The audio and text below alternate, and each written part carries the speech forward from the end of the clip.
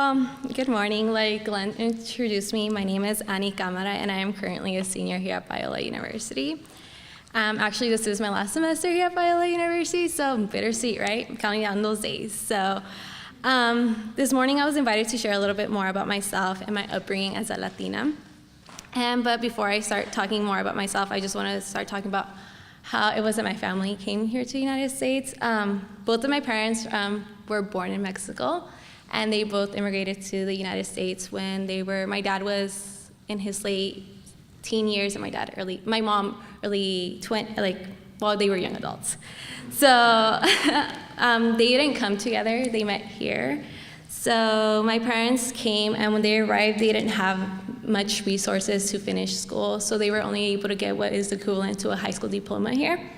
And then after they finished, they started working right away. Then on a lovely day, they met and they fell in love, and then you know how that goes. They had a beautiful family. And one out of three, I'm the middle child, so yay for middle children. So as I was growing up, my parents always encouraged me to study, get an education, study. My mom stopped working because she wanted to be with us and she wanted to be a stay-at-home mom, and my dad worked his whole entire life. Like I said before, they didn't have that much resources, so we started living from a room with my grandma to getting an apartment, and eventually God blessed us with a house. That took a lot of work for my parents to get. Therefore, just throughout my whole entire childhood, my parents always told me, do good in school, and they helped me out the best they could. They always rewarded me when I did good, and when I didn't do so good, they would still reward me. So it was, sorry about that. It's not me, it's the mic, I promise. And then they always rewarded me when I did good, but when I didn't, they would still encourage me to continue on. In the community I grew up with, it was predominantly Hispanic, so all my schools I went to were predominantly Hispanic, but it had a mixture of Asian and African American students, and we also had Caucasian students. And what my schools did, they always provided different, not holiday themes, but like Glenn was talking, every month had like a different ethnicity or a different month, like we had different months. So I remember always dressing up and doing different Mexican traditional dances, as well as just seeing other students do what their culture did. Upon growing up in a predominantly Hispanic community, I also attended a church that was Spanish speaking. And I've been a member of the church for 18 years, and for 16 years, I was part of their tambourine and dance ministry. So that was a big part of me growing up. And it was just my whole entire life, I grew up in this Hispanic community. Therefore, when I entered high school, education was still something really important for my parents. College started coming up. They told me, you could do it, go to college. And I'm like, okay, but I just don't know what I want to do. I started off wanting to be a lawyer, then I went to a doctor, then I went to a nurse, and I'm like, I could be a firefighter, I could be a cop. I wanted to pretty much be everything except study psychology. I never thought about that. And then when I was entering my senior year, I was like, I'm gonna do nursing because yay, I really wanna help people out. And one of my parents' close friends told me about Biola, and she's like, just check it out. I'm like, okay, I'll check out Biola. And when I checked out Biola, I completely fell in love. I'm like, that's gonna be my school, I'm gonna go there and study nursing. Before coming to Biola, I went to doctors, got blood taken out of me, fainted, and that's the moment that God made me realize, you're not for nursing. I'm like, okay, thank you for letting me know. So, yeah. So when I told my parents I'm not gonna go into nursing, they were like, oh, well, what else is there? But either that, they still encouraged me to continue on in school. So coming to Biola, it was a complete, huge different world for me. I remember getting dropped off my first day of orientation. I felt like I was starting kindergarten all over again. I had butterflies all over my stomach. I saw my dad drive away. I saw a huge group of people, and I'm just like, Daddy, come back for me. I'm not ready. And it was something completely new because in high school I did have Avid that helped me look into college applications, but since my parents, I was pretty much gonna be the first one to go off to college. They helped me the best they could, but we didn't have all the resources. So being here at Biola, I was just like, okay, it's college. What else am I gonna expect from it? And so during orientation, I was nervous, but then little by little, I got warmed up to just being here at Biola, and little by little, I started finding friends, speaking to different people, but then I still had a feeling that I was different from everybody. When we were having lunch the first day, a girl kind of pointed out to me, she's like, "You're not white." And I'm like, "No, I'm not white. I'm born here," but she's like, "You're something else." I'm like, "A human?" Like, I didn't know what she meant by that. So later on, she's like, "No, you have something Spanish in you." I'm like, "Well, I'm Hispanic. My parents are both Mexican." She's like, "Oh, okay, I see it." And I'm like, I've never gotten that before ever in my life. So that was like a complete shock. I'm like, okay, cool, I'm Latina. And more, like, I started seeing, like, Biola is different from what I'm used to. Worship was different. Since I was part of worship at my church, it's completely different from here. I'm used to loud music, clapping. I'm not so used to the whole entire acoustic. So, to be honest, I didn't even know who Chris Tomlin was before I came to Biola. Sorry about that. But now, from all the music I've heard at Biola, I have a good playlist at home. So, as well as just everything different within just my Hispanic culture, my church culture, as well as just different things. I never went to a private school, so coming to Biola was something new. Even being Christian school, I wasn't used to just seeing people start praying for each other. That was only in church, but now at school, I'm like, oh, cool, praying before class, awesome. Seeing somebody pull out a acoustic guitar in the middle of the lawn, okay, that's pretty cool. So it was something new, but little bit, I fell in love with it. But throughout my time here at Biola, I've just been blessed. I have been able to do something that my family hasn't been able to do. Just God bringing me to Biola, it has been amazing. And sorry about that. So, yeah, it was something new for me, and as well as my community back at home. I had grown here at Biola both spiritually and mentally, and I have become also a voice for my community. I've been able to encourage the students in my schools, my old schools or younger students than me, to continue higher education, as well as the children in my church. I keep telling them, go to college, be the first generation for your family to attend college. And I have also opened the door for my future generations that are going to come after me. I've learned the importance of diversity here at Biola University, and it's something that it's a beauty that's found in the kingdom of God. We all make up the body of God, but we are all different. It doesn't matter what race you are or what denomination you are or where you come from. We're all different. There's not a single person in this room that you're going to find like, yeah, we're the same. Unless you guys were born on the same day and same time. That's not possible because you guys can't come from the same mom at the same time. So we are all different no matter what. And that's something that I just have found as something being part of something beautiful here at Biola, because we are all different, but we all worship one same God.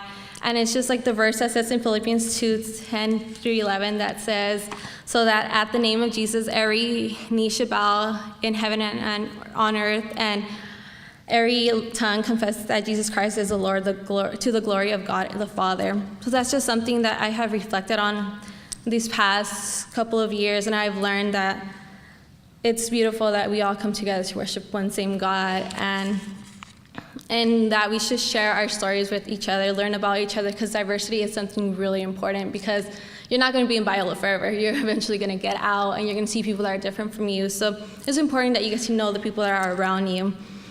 And as I just finished my last semester 99 days to go, so if you guys are wondering when semester is ending, 99 days, 14 days and 1 day, if you guys want to have a little less numbers, I just reflect back on this, my time here at Biola, my journey, and I know once I'm up there receiving my diploma, I'm going to be really happy. And I know it's going to be not only an accomplishment for me, but for my parents and my whole entire community that has supported me. And I'm just really thankful because God has given me the opportunity to be here at Biola. I'm grateful for my parents and the faith and support that they have given me throughout the years.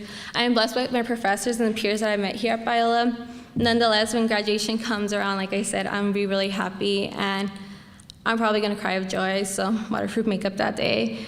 And just knowing that Biola has been one of the best decisions I made here, and I'm proud to say that I'm the first generation and Latina graduating here at Biola University. Well, not the first, I mean in my family, not the first in Biola, but yeah, and Yeah, to complete that, I just want to say thank you. Dios los bendiga. God bless you. Good morning, brothers and sisters.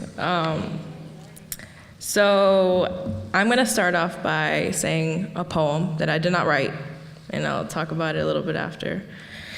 So, did you hear about the rose that grew from the crack in the concrete? Proving nature's laws wrong, it learned to walk without having feet. Funny it seems, but by keeping its dreams, it learned to breathe fresh air. Long live the rose that grew from the concrete when no one else cared. So that poem is by Tupac. Yeah, right? He wasn't just, rapping all the time. He was deep.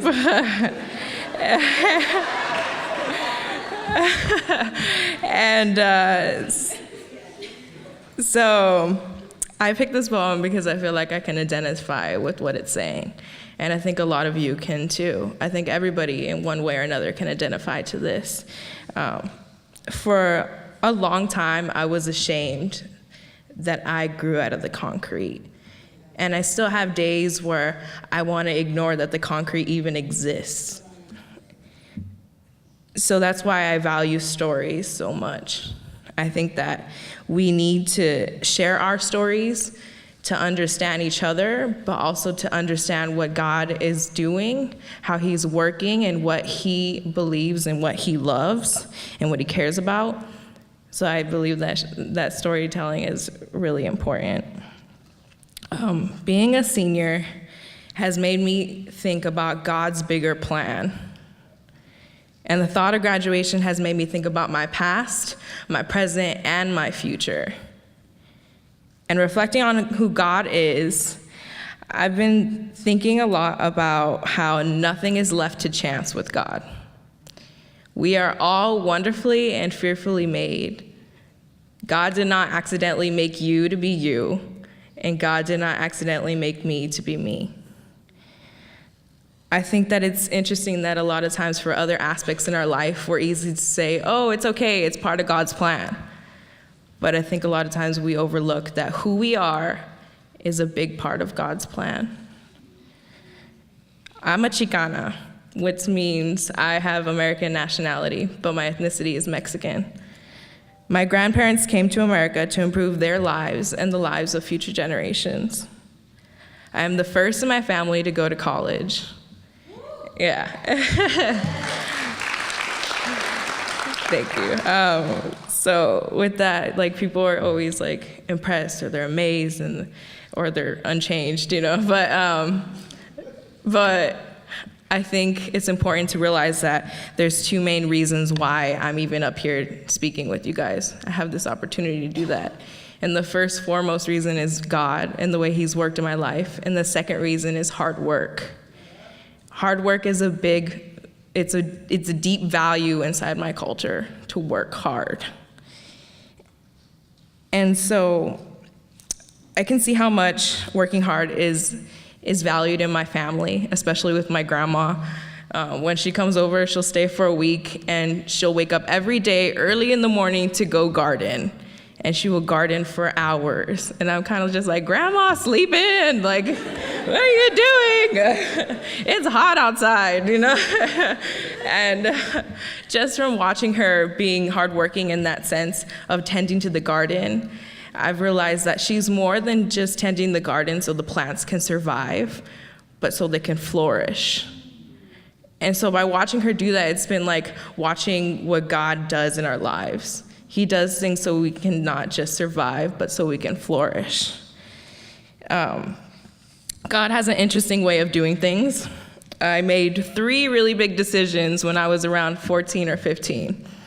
I decided I wanted to do spoken word, I wanted to go to college, and I wanted to follow Jesus. My parents value and support higher education, and so do I. My family has been always finding ways to improve our life, but it's been changing with each generation. So with my generation, it led me to college, and we didn't really know what that looked like. If it wasn't for programs like AVID or having my high school counselor, Miss Hall, I would be so lost in figuring out how to apply for college. What is financial aid? So God had those provisions in my life, even though those things were not really accessible in my community. I went to public high school in La Puente. I'm very proud of it. And those struggles that I've had there are part of what the opportunities that God has given me to not just survive, but to flourish. And I've been working against, my whole life I've been working against to be another stereotype or another statistic. And so it's sad, but the reality is that a lot of staff members at schools, like my school, don't really care where their students end up. If anything, they expect them to be another stereotype or another statistic. And so I've been dealing with that my whole life. I've been told that I was gonna end up being nothing, that I wasn't gonna graduate. And so there was especially one staff member in particular that even before I started high school told me that I was gonna fail all my classes, I was not gonna graduate, I was gonna amount to nothing. But God proved him wrong. And so with that, graduation coming up in the spring is a huge stepping stone, but it's something that's beyond me. I might be the one getting up there and taking the diploma, but it's an accomplishment for my family, for both the past and the future, and it's an accomplishment for my community. It's God widening the possibilities for other kids in other communities to seek out higher education. And so with that, I think it's important that we do share our stories. We don't want to be that person that didn't care that the rose grew from concrete. We want to see that, acknowledge where they came from, embrace the concrete. Those are the things that make us flourish, so that we don't just grow from the concrete, but that we flourish. And so from that, God's been showing me that I want to go back to my community and help. I want to encourage other students to reach their dreams. And I think that even if you're not from a community like mine, it's important that we reach other people too, because those people are part of God's family. They're your brothers and sisters. And so understanding where they come from is a big part of being able to be somebody that helps them in their life. So I thank you for letting me share my story, and hope you have a great day. Thank you. Hi, everybody. Thank you. Okay.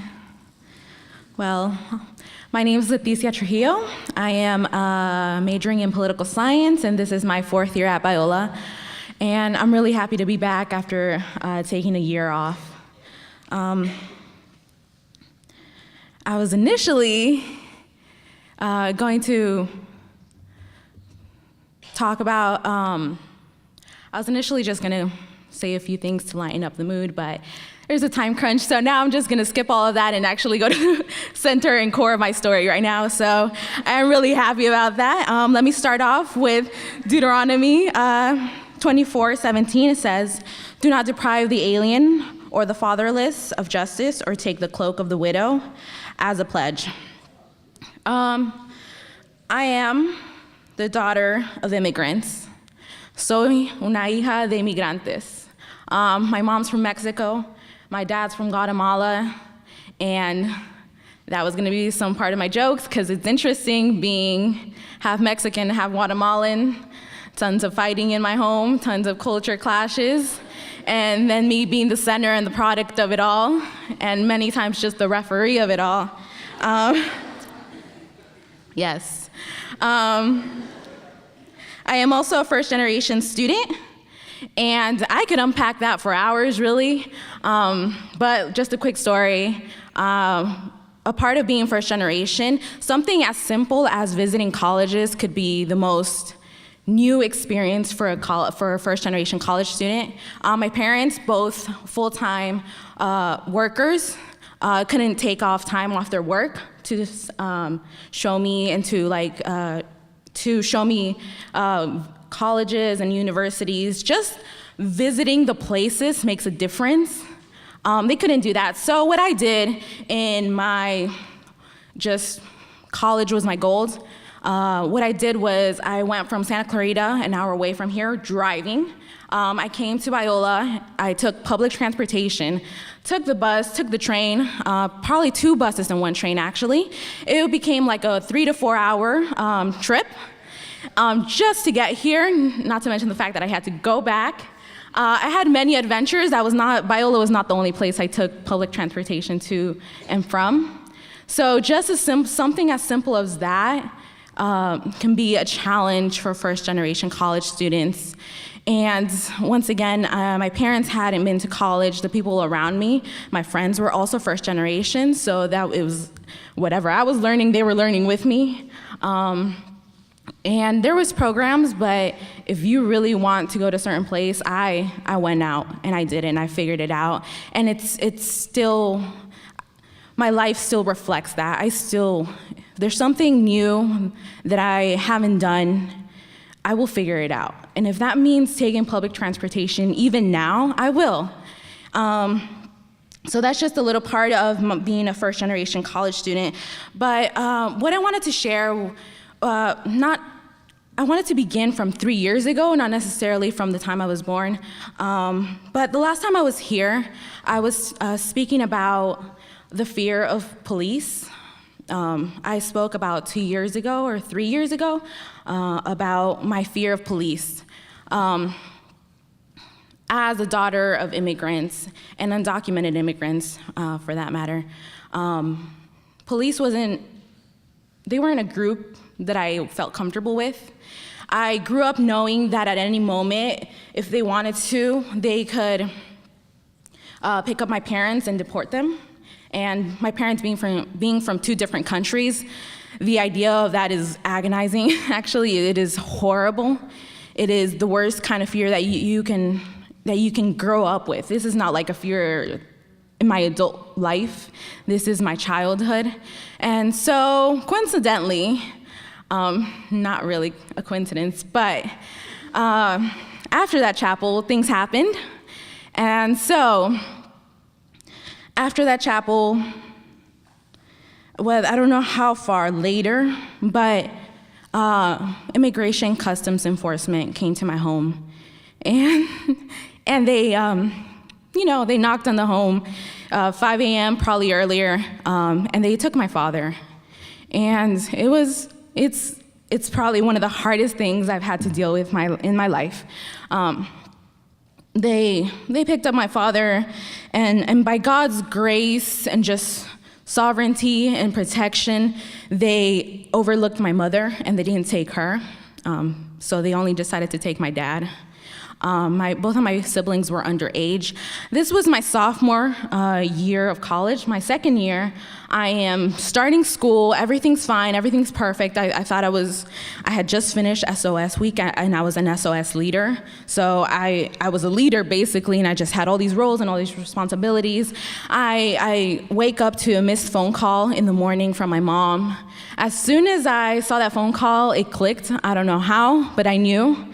I called, and of course, I found out my dad had just gotten picked up, and he was in jail for a month. You would think that's where it ends, but that story continues for quite some time. My mom wasn't able to visit him at jail, only I was.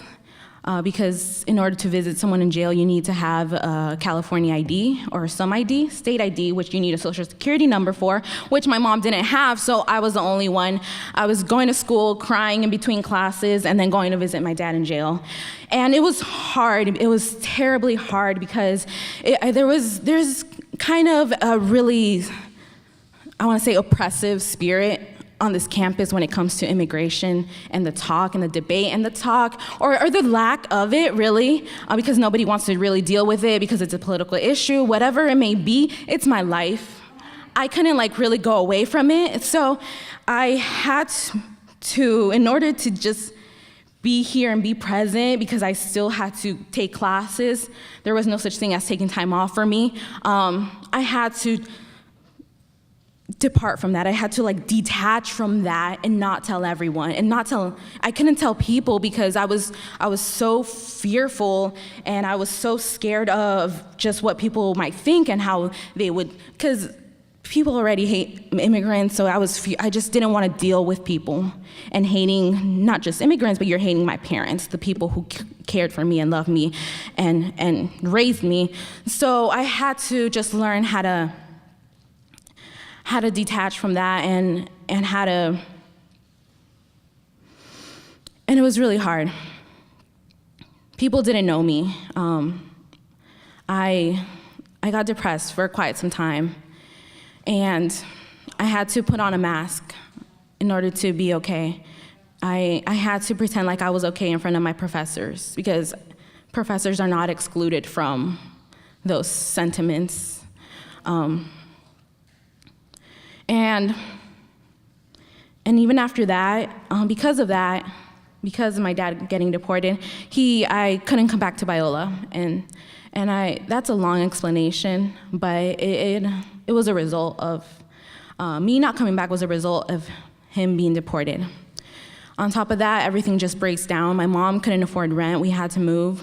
For a long time, we couldn't afford food. But I am just impressed, like overwhelmingly impressed by the Lord's love. And I don't want to make it sound like, I don't know, this is real. It was so tangible. And so one of the things that frustrates me the most, and I was thinking earlier, if I step on somebody's toes by saying this stuff, I was thinking it's okay, because a lot of people have stepped on my toes for a part of my life. So one of the most frustrating things is being the daughter of undocumented immigrants, being poor, being a woman of color, has been the fact that when we talk about the gospel, it is stuck in this very, like, you have to say the prayer, and you have to say it right, and there's the repentance part, and then there's just giving your life to Jesus, and then after that, it's like nothing else is really the gospel. It's just stuff we do as a hobby. Like feeding the poor that's part of the gospel. And so many times at Biola, I have felt very upset, because it's not until you're actually poor and hungry that you feel how, like, it's really hard. I don't know how to explain that right now, but I'm just saying it's really hard to hear so many people around you just talk about the gospel in this very one small part. And so that's why I was reading Deuteronomy 24:17, because it says, 24:19 says, when you are harvesting in your field and you overlook a sheaf, do not go back to get it. Leave it for the alien, the fatherless, and the widow, so that the Lord your God may bless you in all the work of your hands. When you beat the olives from the trees, do not go over the branches a second time. Leave what remains for the alien, the fatherless, and the widow. When you harvest the grapes in your vineyard, do not go over the vines again. Leave what remains for the alien, the fatherless, and the widow. And so I'm really thankful. I didn't get through that moment of my life, that season of my life, by myself. People came and they surrounded me with their love. They put me together and they helped me walk. They helped me speak when I couldn't speak anymore. They helped me walk when I couldn't walk anymore. They cried with me, and I'm back. And I will never claim to have done this alone. So that's what I have to say. My experience is very unique, and I hope you can all take it in and meditate on everything that was said today. So let me pray for all of us. We hope you enjoyed this message. Biola University offers a variety of biblically centered degree programs, ranging from business to ministry to the arts and sciences. Learn more at biola.edu.